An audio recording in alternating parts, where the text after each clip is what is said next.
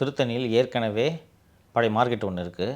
அந்த மார்க்கெட்டுக்கு காமராஜ் மார்க்கெட்டுன்னு தான் அந்த பேர் அந்த ஊரில் இருக்கிறவங்க லோக்கலில் இருக்கிறவங்க சொல்கிறாங்க. காமராஜ் காய்கறி அங்காடி என்று பெயர் இதற்கு.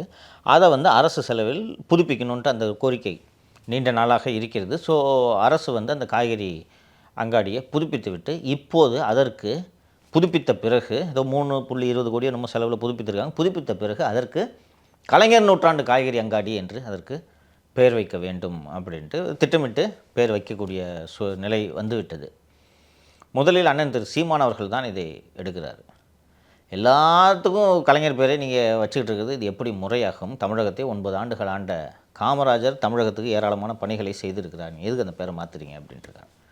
அடுத்ததாக டாக்டர் அன்புமணி ராமதாஸ் ரொம்ப அழகான ஒரு ஸ்டேட்மெண்ட் விட்டுருக்காரு. ஃபஸ்ட்டு இந்த மாதிரி மாற்றுறது தப்புங்க, அதுவும் ஏற்கனவே இருக்கக்கூடிய அரசியல் தலைவரோட பேரை மாற்றிட்டு நீங்கள் இதை வைக்கிறதுன்றது முறையற்ற செயல், இதை கை விடணும். நாங்கள் அங்கே மாவட்ட நிர்வாகத்துக்கெலாம் நாங்கள் ரெப்ரசன்டேஷன் கொடுத்தும் கூட இந்த முயற்சி தொடருது அப்படின்னு சொல்லியிருக்காரு. இதில் நம்ம கவனிக்க வேண்டியது 2 விஷயம். ஒன்று, கலைஞர் கருணாநிதி தமிழகத்திற்கு பங்களிப்பை செய்திருக்கிறார் என்பதை யாரும் மறுக்க முடியாது. அதே போல் எம்ஜிஆரும் பங்களிப்பை செய்திருக்கிறார், ஜெயலலிதாவும் பங்களிப்பை செய்திருக்கிறார். அப்படி இருக்கையில் நீங்கள் மீண்டும் மீண்டும் கலைஞர் நூற்றாண்டுன்னு எல்லாத்துக்கும் கலைஞர் பேரை வச்சிங்கன்னா உங்கள் அப்பா பேருன்றதுனால வைக்கிறீங்கன்ற விமர்சனம் வருமா வராதா? All set and ton Karunanidhi உங்கள் அப்பா தானே, உங்கள் அப்பா பேர் தான் சார் வைக்கிறாங்க. இப்போ காமராஜ் அவர்களும் தமிழ்நாட்டுக்கு நல்ல விஷயங்களை செஞ்சுதான் இருக்காரு. அப்படி இருக்கும்போது அவரோட பெயரை மாற்ற வேண்டிய தேவை. இப்போ நீங்கள் அண்ணா பேரையோ பெரியார் பேரையோ வச்சா விமர்சனங்கள் வரும், இந்த அளவுக்கு வராது. இந்த அளவு வராதுப்பா. இப்போ நீங்கள் இப்போ சொன்ன மாதிரி பெரியார் பேரை வச்சா இவர் பேச மாட்டார், சீமான் கூட விமர்சனம் பண்ணுவார், பேச மாட்டார். அண்ணா பேரை வச்சா எதிர்ப்பு வராது. உங்கள் அப்பா பேர் எதுக்கு வைக்கிறீங்க? அண்ணா துறை இல்லாமல் திமுக வந்துடுச்சா? ஆனால் உங்கள் அப்பான்றதுனால தானே இந்த பேரை வைக்கிறீங்க நீங்கள்.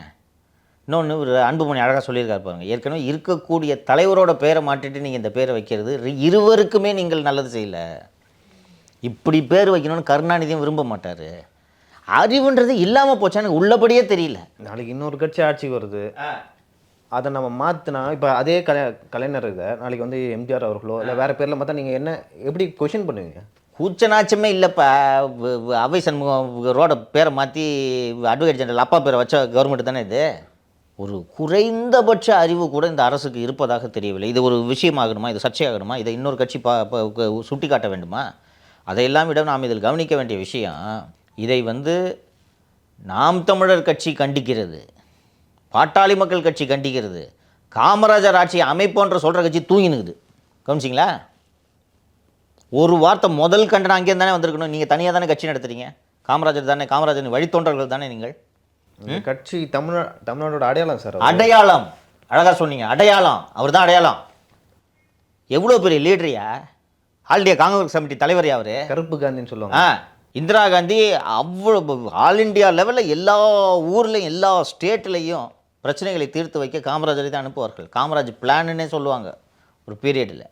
அப்படிப்பட்ட காமராஜர் பேரில் இருக்கிற ஆண்டாண்டு காலமாக இருக்கிற மார்க்கெட்டை மாற்றிட்டு கருணாநிதி பேரை வைக்கிறாங்க. கவர்மெண்ட் இருக்குன்னா நீங்களாம் எது கட்சி நடத்துறீங்க? இந்த சார் நான் பல முறை சொல்லியிருக்கேன், சத்தியமூர்த்தி பவனை கல்யாணம் காது குத்துக்கு வாடகை விட்டாலும் கொஞ்சம் துட்டு வரும், சம்பாரிச்சுட்டு போங்க.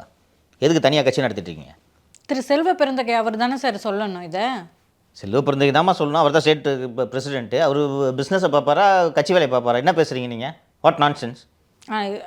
திரு ஸ்டாலின் அவர்களுடைய பர்த்டே அந்த பாராட்டு விழாவில் கூட அவர் தான் பக்கத்தில் உட்காந்துருக்காரு. பக்கத்தில் உட்காந்துட்டு இதெல்லாம் இருக்கட்டும், நீங்கள் காங்கிரஸ் கட்சியா இல்லையா?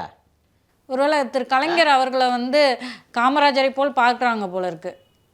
இருக்கட்டும், அப்போ திமுகவில் நீங்கள் சேர்ந்துருங்கன்றேன். எதுக்கு தனியாக கட்சி நடத்திட்டு இருக்கீங்க? உங்களுக்குன்ட்டு எதற்கு தனியாக அடையாளம்? அவருக்கு ஏற்கனவே சிக்கல் இருக்குது சார் செல்வ பெருந்தகை அவர்களுக்கு. அதான் அவங்களோட நிர்வாகிகள் நிறைய பேர் போய் திரும்ப அங்கே மேலிடத்துல அவர் மேலே நடவடிக்கை எடுக்கணும் அப்படின்ற மாதிரி குற்றச்சாட்டுக்கெல்லாம் சொல்லிட்டு இருக்காங்க. இப்படி சிக்கல் இருக்கக்கூடிய ஒரு நபரை எதற்காக காங்கிரஸ் கட்சியின் தலைவராக போடுகிறீர்கள்? ஸோ எப்பனாலும் அவர் அங்கே சிக்கல் வந்தால் திமுகவுக்கு போகிறதுக்கான வாய்ப்புகள் இருக்குல்ல. ஸோ இப்போ அவரும் 5 கட்சி போயிட்டாரு, 6வதாக இந்த கட்சிக்கு போட்டுன்ட்டு திமுகவுக்கு போட்டுன்ட்டு நீங்கள் சொல்கிறீங்க. இங்கே காங்கிரஸில் வசதி நிறைய இருக்குமா? திமுகவில் இந்த அளவுக்கு காங்கிரஸ் போல் உட்காந்துட்டு வியாபாரம் பண்ண முடியாது, அவ்வளோ ஈஸி கிடையாது. பங்கு கேட்பாங்க. இங்கே அவர் தான் ஒரு 50-60 ரவுடி பசங்களை வச்சு மேய்ச்சிக்கின்னு இருக்கிறாரு. திமுக இதெல்லாம் பண்ண முடியாது, அவ்வளோ ஈஸி கிடையாது.